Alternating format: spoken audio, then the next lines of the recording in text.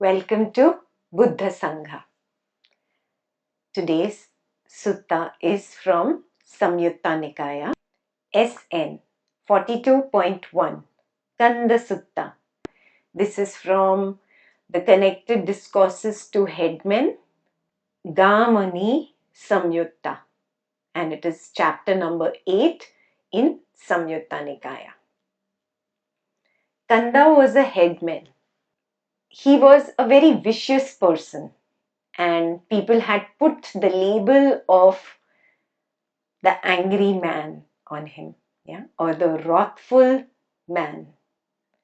So Kanda goes to Buddha and asks a question about why has he been labeled like that by people. So let's see what Buddha tells him. Kanda Sutta. At Savatthi, then the headman Kanda, the wrathful, approached the Blessed One, paid homage to him, sat down to one side and said to him, Venerable Sir, what is the cause and reason why someone here is reckoned as wrathful? And what is the cause and reason why someone here is reckoned as gentle? Reckoned means labeled as, or people have that opinion about him. So they label him as the wrathful person. Here, headman, someone has not abandoned lust. Because he has not abandoned lust, other people irritate him. Being irritated by others, he manifests irritation. He is reckoned as wrathful. Let's take a simple example. Here, lust means simply craving. If somebody has this craving in the mind that people should look at me only in a particular manner, people should think of me only in this particular manner, people should behave with me only in this particular manner, and people should not behave with me in that particular manner. Having such desires in the mind is called craving or lust. If a person has such craving and a situation falls upon him where other people do not see him in the light that he wants them to see him, then what happens? He gets irritated by these people. When he gets irritated by these people, he is reckoned as wrathful when he manifests this irritation. Manifest means he either makes it apparent through action or through speech that he is not very happy with them or he is irritated with them. Sometimes you don't even act and you don't even speak. Just your body language is sufficient to convey that you are irritated. When you do this on a repetitive basis, you are labeled as a wrathful person or an angry person. The second one, he has not abandoned hatred. Because he has not abandoned hatred, other people irritate him. Being irritated by others, he manifests irritation. He is reckoned as wrathful. In the second scenario, somebody who has harbored a lot of hatred inside himself. He just hates people right, left and center. He hates person A because of the crooked nose. He hates person B because of the curly hair. He hates person C because of the particular religious background he comes from. He hates people for any silly reason. He has harbored hatred inside himself. So such a person who has harbored hatred inside himself only gets irritated when these people come before him. When he gets irritated, he shows his irritation. Irrespective of whether he shows it through his actions or speech or is just keeping it in the mind, the body language manifests this hatred and other people recognize it. When other people recognize your hatred, they are obviously going to label you as a wrathful person.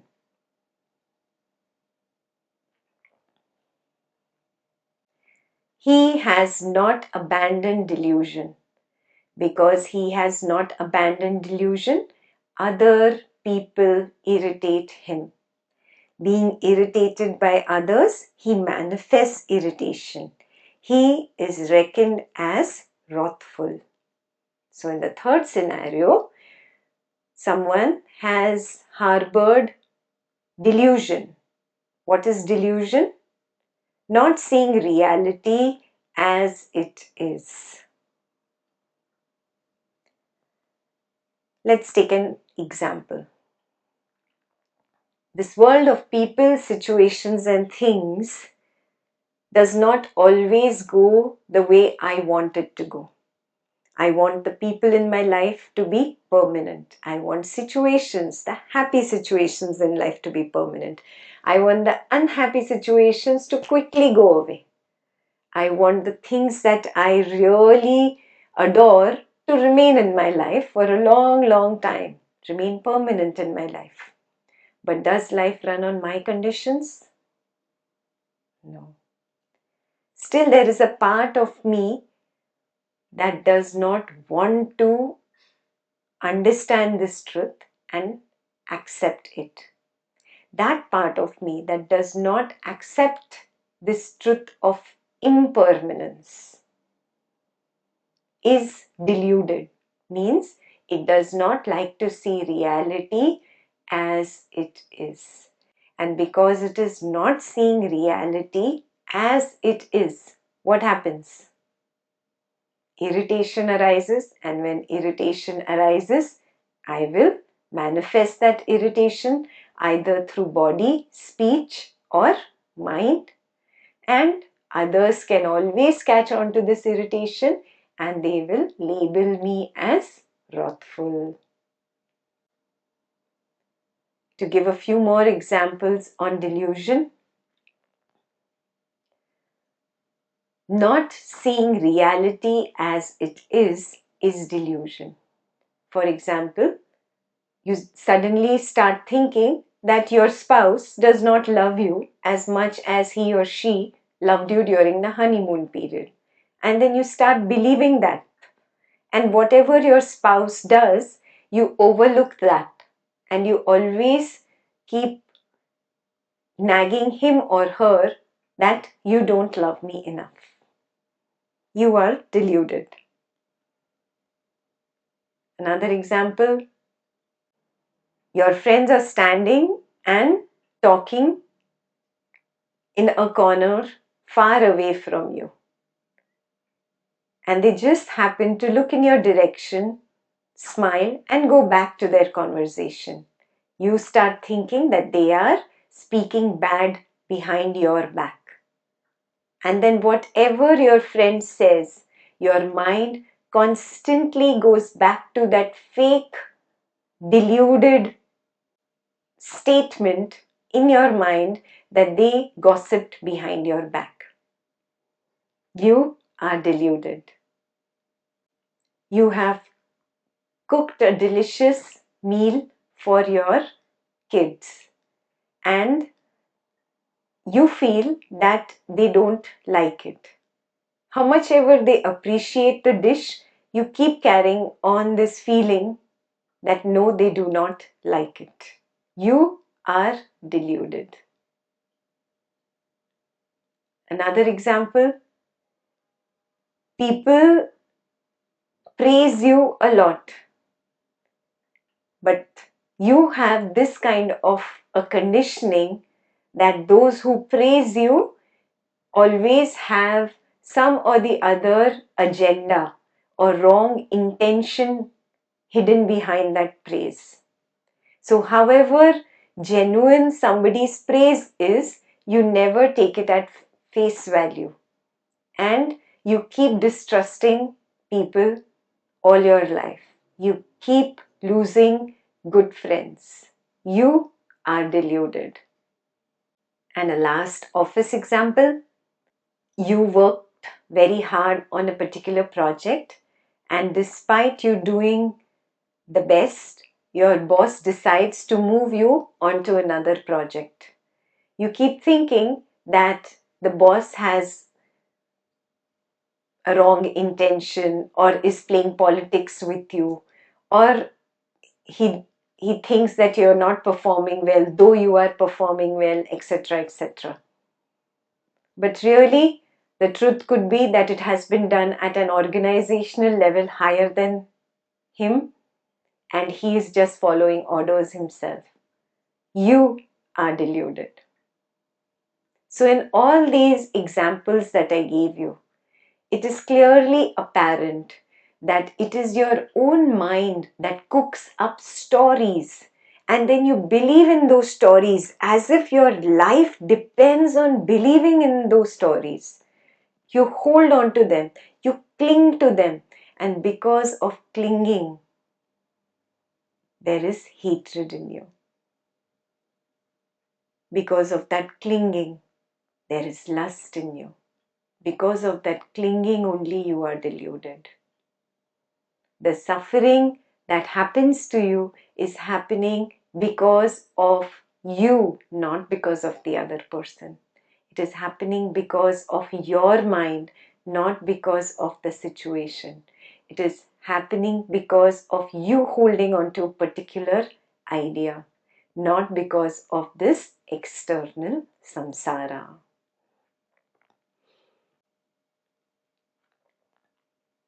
This headman is the cause and reason why someone here is reckoned as wrathful. Here, headman. Someone has abandoned lust. Because he has abandoned lust, other people do not irritate him.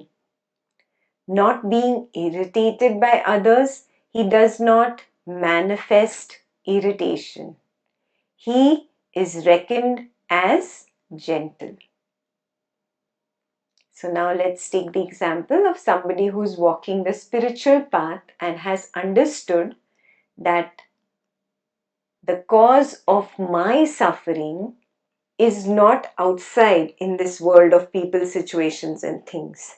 The cause of my suffering is my own mind craving for the people, situations, and things, or being averse to people, situations, and things. In absence of this craving or aversion towards this world of people, situations, and things, I am at peace. Oh, that is why he works hard on himself and he abandons lust. Lust has both craving and aversion under it. So, first scenario is of the person who has abandoned lust. Because he has abandoned lust, other people do not irritate him. Not being irritated by others, he does not manifest the irritation. Obviously, that which is not there cannot be manifest, and he is reckoned as a gentle person. That's very clearly explained by Buddha. This is the only scripture that has said it as it is, very clearly to you on your face, that your suffering is caused by your own lust. Your suffering is caused by your own hatred. Your suffering is caused by your own delusion. Your suffering has got nothing to do with external world of people, situations and things. Nothing. Nada.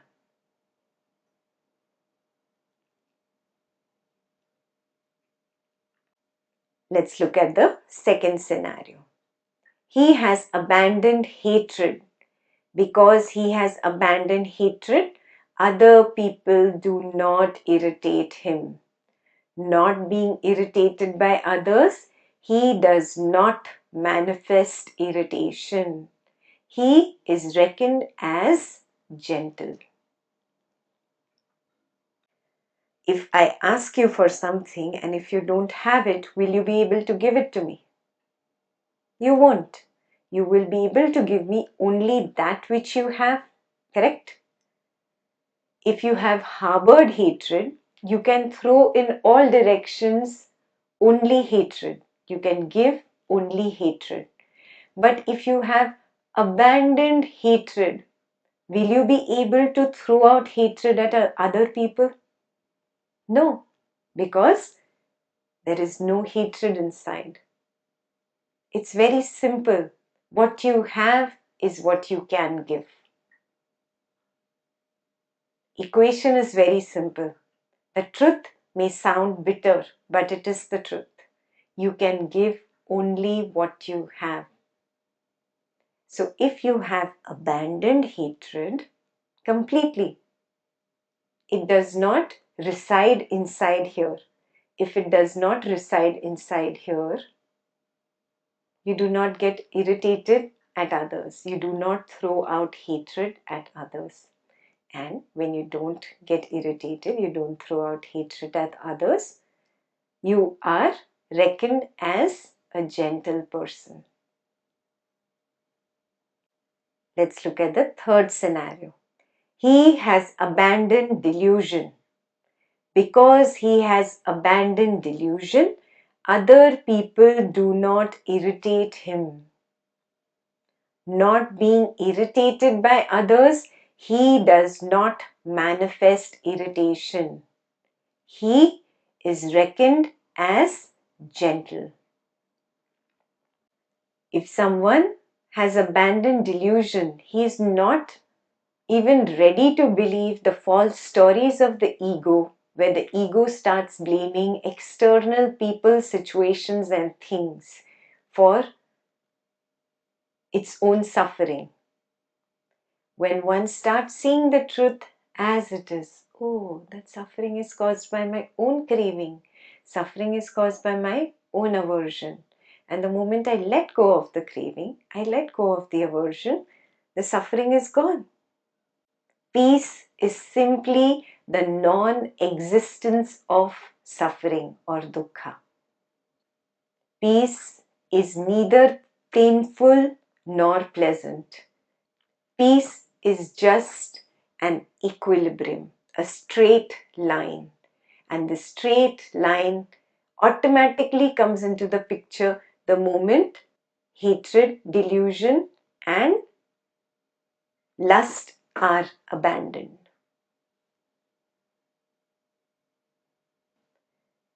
We are the cause for everything that happens in our own lives. There is no other person sitting out there that is punishing you for something that you did not do. If you are living in such an idea, you are deluded. It is a delusion. Start recognizing the truth as it is. Whatever you sow, so shall you reap.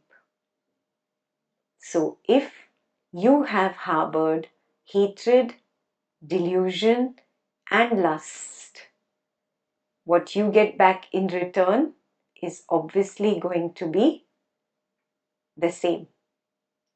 You will not reap a mango fruit if you sow a neem seed.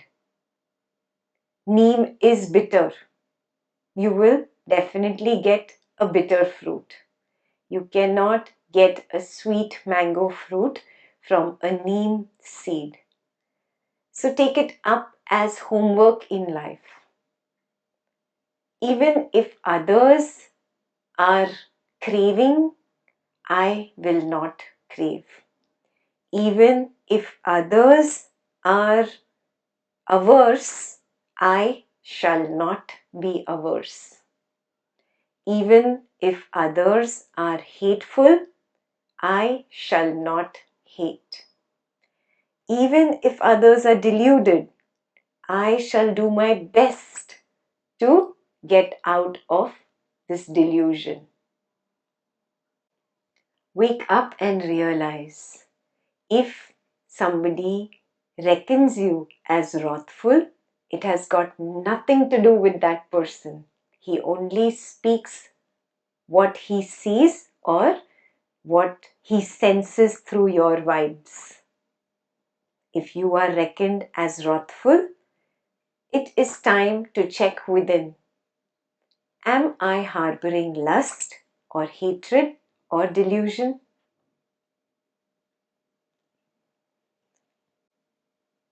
This headman is the cause and reason why someone here is reckoned as gentle. And the one who has abandoned lust, hatred, and delusion, he is reckoned as gentle.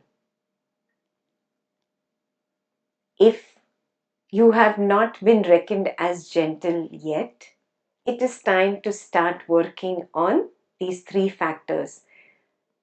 Be worried, there is no fourth one. You cannot say, oh, there must be something else. I don't have lust, I don't have hatred, and I am certainly not deluded. Really? Why aren't you teaching us then? Wake up. It is just the ego that is wearing the mask of a joker right now.